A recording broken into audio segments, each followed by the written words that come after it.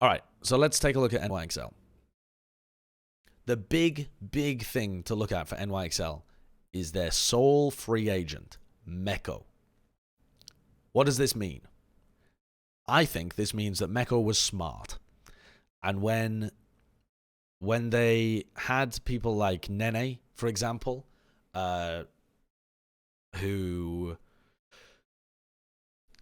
No, sorry, not Nene. That doesn't make any sense. Let's use Libero as an example, or Jonak, all right?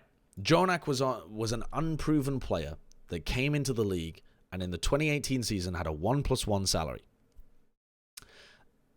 In 2019, after they had dominated the regular season and done very well for themselves but dropped out in the playoffs, Jonak and a bunch of the other players, all of these guys that it says are under contract, you know, Animo, your Jonaks, your Liberos, your Sabiobis, your Pines, these guys all came to the NYXL presumably and said, we want to renegotiate our contracts. We're worth more. We're willing to sign longer contracts with you. Or maybe the organization came to them and said, we want to sign you guys for longer. You've been so successful. We want to make sure that we lock you down for 2020 and for 2021. We just want to make sure that we have this incredible team again. And Jonak and Libero and people were like, yeah, but you got to pay me. So for 2019, the salary increase for these guys was probably pretty big. But Meko didn't take that salary increase for a longer contract. Meko is probably, almost definitely, on the same salary that he signed with for 2018. But Meko was already a proven player, so there's probably a pretty decent salary already. But Meko's on this same situation that he was on in 2018 because the team just picked up his option in 2019. Now he's a free agent, and they've had 2 successful years. Now he can afford or charge the NYXL even more. He can negotiate for an even higher salary than these guys are on. You know, Mano, Libero, and Jonak are on the same salary that they were on in 2019 for 2020 because they're under contract for that amount of time. They signed the contract. They signed the piece of paper that said, this is the amount of contract for each of these.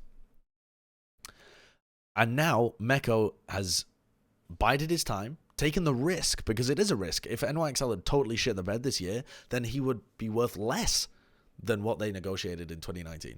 But with the league continuing to grow and with them moving into their homestand, home and away games, and with the success that they've had over the course of 2 years in 2018 and 2019, Meko's stonks have risen. So he should be getting a payday.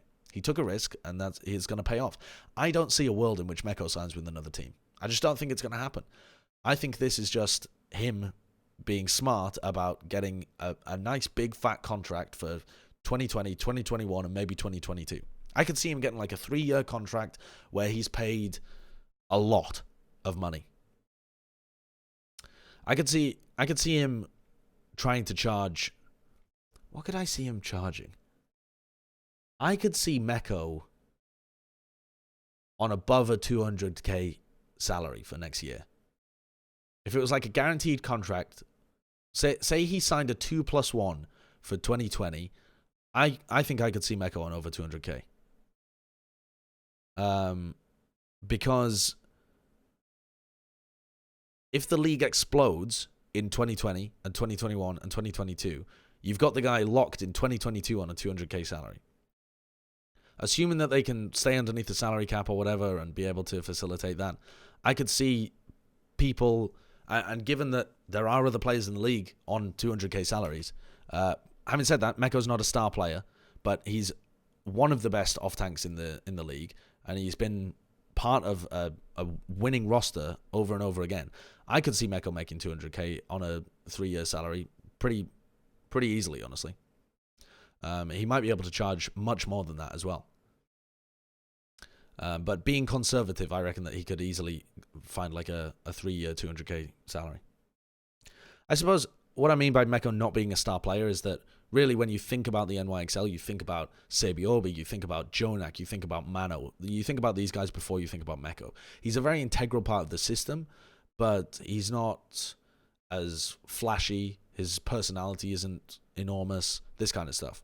I don't think you would call him like a star player, like a superstar player. He's a very, very good player.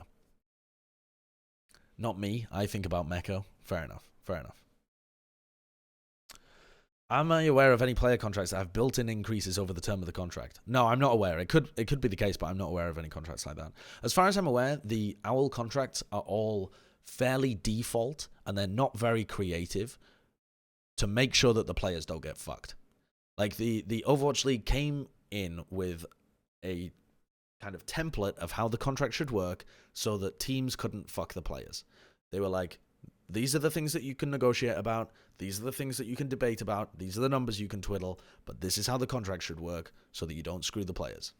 So for that reason, I think that a lot of the potential things that you could add into contracts don't really exist in the OWL contracts just because they're pretty young, pretty new contracts. And the league wanted to make sure that, above all else, the players weren't getting screwed. Like, they weren't really worried about the players having like the best possible world. They just tried to minimize the injustice that could potentially happen and does frequently happen in other esports. Okay, so interestingly here as well, Pine still under contract, even though I could totally see him retiring next year or something like that. He's still guaranteed for the 2020 season, so he'll still get paid no matter what. I think they'll find it difficult to sell Pine. I don't think that they'll get much value out of having Pine on the roster. I don't really expect Pine. Pine has said that he doesn't really enjoy playing Overwatch at the moment. The game isn't...